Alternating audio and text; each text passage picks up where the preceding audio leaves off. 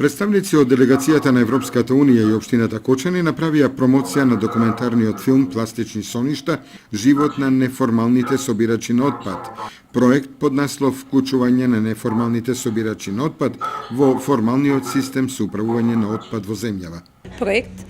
кој што би сакал да ја направи базата на податоци, состојбата сегашна и да планира акциони планови за неформалните собирачи, бидејќи постојат законски регулативи од следната година кои што стапуваат на сила и неформалните собирачи се наоѓаат во една незавидна положба.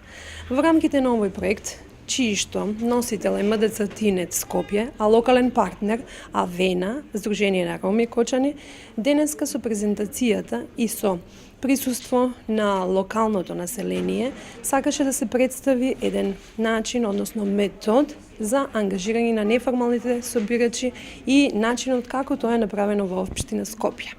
Она што Кочани во моментот го работи, тоа е работна група составена од представници од локални здруженија, Центарот за вработување, Комуналното јавно предпријатие, Општина Кочани и Екопак Хит. Се со една единствена цел, заедно со неформалните собирачи, кои што исто така со своји представници